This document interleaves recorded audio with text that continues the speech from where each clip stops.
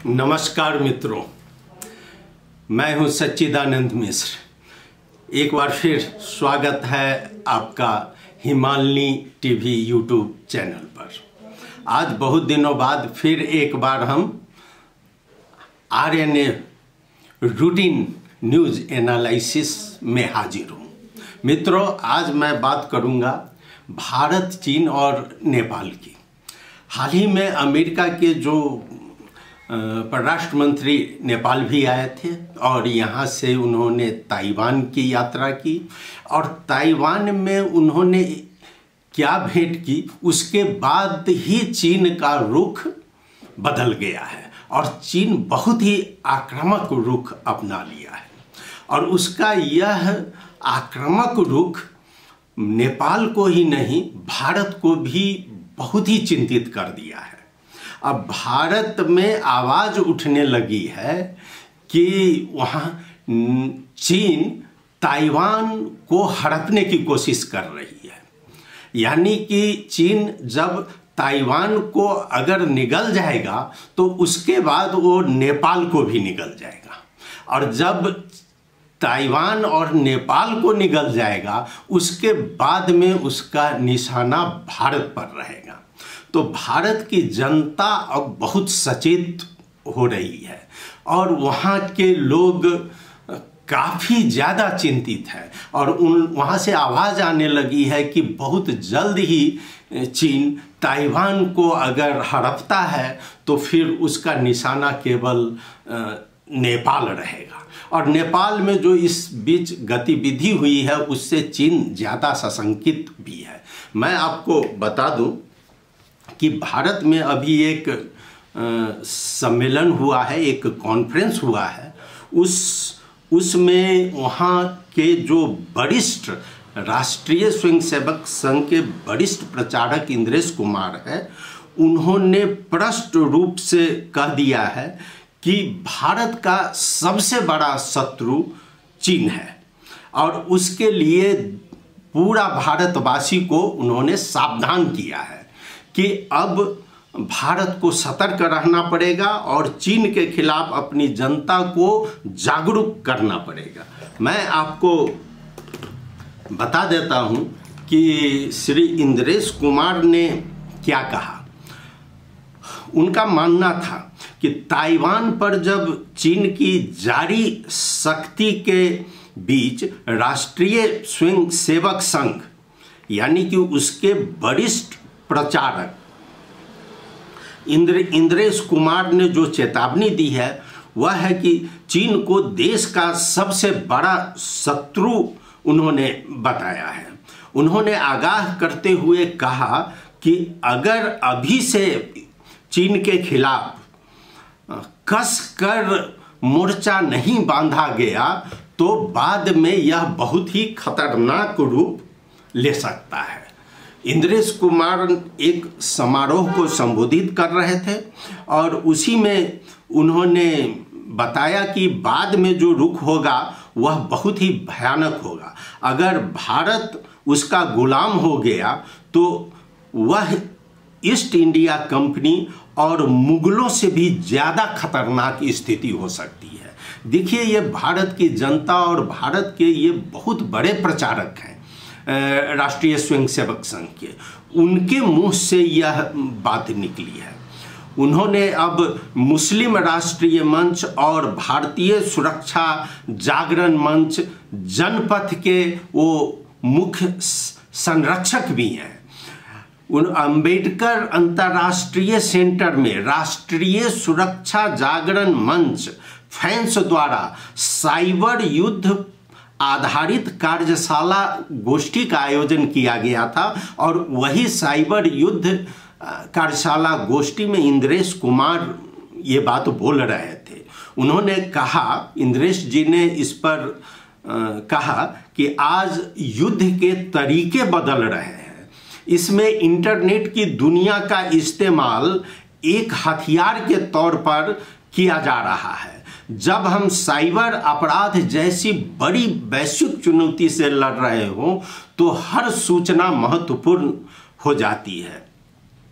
विस्तारवादी नीतियां जारी है। भारत की सख्त आपत्तियों के बावजूद अपने लोगों की रक्षा के नाम पर लाइन ऑफ कंट्रोल LOC के नज़दीक पाकिस्तान की सीमा में चीन बड़े तादाद में अपनी आर्मी को वहां पर मिलिट्री को मौजूद कर दिया है, जिससे जम्मू कश्मीर तक हमला आसान हो जाएगा। उन्होंने कहा कि चीन का भारत के खिलाफ आर्थिक और साइबर युद्ध के साथ प्रोपगंडा युद्ध जारी है। यह युद्ध एक साथ कई मोर्चे पर लड़ी जा रही है। चीन से हालांकि भारत इस बीच में बहुत चीज पर कंट्रोल कर दिया है कि चीन के उत्पादित सामानों को भारत में लाना अभी प्रतिबंध लगा दिया गया है। यहाँ तक कि भारत से जो कच्चा पदार्थ चीन भेजा जा रहा था उसको भी मोदी सरकार ने रोक लगा दी है। अब जिससे कि लोगों का यह मानना है कि हम श्रीलंका की स्थिति होने से तो जरूर बच जाएंगे, लेकिन चीन जो आंतरिक रूप से कर रहा है उसका सामना करना थोड़ा मुश्किल जरूर पड़ रहा है। इंटरनेट के उपयोग की संवेदनशीलता की चर्चा करते हुए इंद्रेश जी ने कहा कि यह प्रकृति का नियम है कि हर प्रश्न के साथ ही उसका उत्तर भी जन्म लेता है। कश्मीर घाटी में आतंकवाद को ध्वस्त करने में किसी भी प्राप्त सूचना पर काम करने की नीति ने बड़ी भूमिका निभाई है। आज युद्ध के तरीके बदल रहे हैं। इसमें इंटरनेट की दुनिया का इस्तेमाल एक हथियार के तौर पर किया जाने लगा है। जब हम साइबर अपराध जैसी बड़ी वैश्विक चुनौती से लड़ रहे हो, हर सूचना महत्वपूर्ण हो जाती है। नफरत और माहौल का वातावरण तैयार करने के लिए, यानी कि मुस्लिम समाज को भड़काने, कोरोना के वक्त में गरीब मजदूरों के पलायन या के मामले उन्हें भड़काने तथा गांव और शहर को आपस में लड़वाने जैसे मामले देखे गए, जिसमें उसे यहाँ के लोगों का भी साथ मिला, यानी कि भारतीय लोग भी इसमें उनको मदद किया। अब स्थिति यह हो गई है कि वहाँ के जो इंद्रेश जी ने आह्वान किया है कि अब साइबर संग्राम सेनानी की आवश्यकता हो गई है और इसका गठन करना बहुत जरूरी हो गया। अब ये इंद्रेश जी की बात ही नहीं, मैं बताता हूं कि आपको इसी समारोह को संबोधित करते हुए भारत के ही ऊर्जा मंत्री RK सिंह ने भी एक महत्वपूर्ण जानकारी दी। मैं बताता हूं कि ऊर्जा मंत्री RK सिंह ने क्या कहा। उन्होंने कहा कि ऐसे समय में भारत आज़ादी का अमृत महोत्सव मना रहा है। साइबर अपराध और डेटा लॉ प्रोटेक्शन जैसे विषयों पर विमर्श की जरूरत बढ़ गई है। डेटा लॉ प्रोटेक्शन से जुड़े विधेयकों को कुछ संशोधनों के साथ फिर लाया जा रहा है। गृह मंत्रालय में एक सेक्रेटरी के रूप में बिताए दिनों की उन्होंने चर्चा की, जिसमें उन्होंने कहा कि वह सरकार में जब आए तब की एक घटना म्यांमार की हुई थी, जहां आतंकियों पर हमले हुए थे, लेकिन बाद में रोहिंग्या के मारे गए लोगों की फोटो मॉर्फ करके बौद्धों की फोटो के रूप में कुछ असामाजिक तत्वों ने फैलाकर भारत में माहौल खराब करने की कोशिश की, यानी कि बुद्धिस्ट को भी भड़काने का प्रयास किया गया। और उसी चर्चा में भाग लेते हुए राष्ट्रीय जागरण सुरक्षा मंच के महासचिव गोलोक बिहारी राय ने कहा, साइबर की दुनिया आज एक ओर विकास का आधार बन रही है तो दूसरी ओर एक बड़ी चुनौती भी बन चुकी है। ऐसे में इस विषय पर व्यापक चर्चा जरूरत है। उन्होंने आगे कहा, साइबर अपराध लोगों की सुख शांति के साथ ही देश की आंतरिक सुरक्षा के लिए बड़ा खतरा बनकर सामने आया है। साइबर क्राइम ने अंतर्राष्ट्रीय संबंधों को भी प्रभावित किया है। युद्ध के परंपरागत तरीकों में आज साइबर वार जैसा एक नया शब्द जुड़ गया है। साइबर के दुरुपयोग को हर हाल में नियंत्रित करना होगा और भारत में साइबर की शक्ति बहुत बड़ी है, लेकिन इसके नियमन की जरूरी है। मैं बता दूं कि यह साइबर अपराध भारत में ही नहीं, नेपाल में भी हो रहा है, लेकिन नेपाल में करने का इसका तरीका कुछ दूसरा है। यहाँ लोगों पर हमला होता है, साइबर के जरिए लोगों का चरित्र बिगाड़ा जाता है और कुछ अपनी पार्टी के लोगों को बढ़ावा दिया जाता है। नेपाल में भी इसकी अब देखभाल शुरू हो गई है। लेकिन यहाँ प्रश्न उठता है कि जो इंद्रेश जी ने कहा है कि ताइवान और नेपाल को निगलने के बाद वह भारत की ओर आंख करेगा, तो क्या यह चीन वास्तव में ताइवान और नेपाल को निगलेगा? लेकिन यह तो बहुत दूर की बात है, लेकिन इसको नकारा भी नहीं जा सकता है। चीन की गुप्तचर एजेंसियां इस तरह गुप्त रूप में काम करती है जो उसका पता पाना बहुत ही कठिन है। मैं बता दूं कि अभी जो ताइवान पर इसकी स्थिति हुई है और जो अमेरिका दबाव जो भारत में और नेपाल में हुआ है, उसको लेकर चीन बहुत ही सशंकित है। BRI का उसका काम नेपाल में पड़ा हुआ है, वो अब आगे नहीं बढ़ रहा है। वहाँ के विदेश मंत्री भी स्टेटमेंट दे चुके हैं।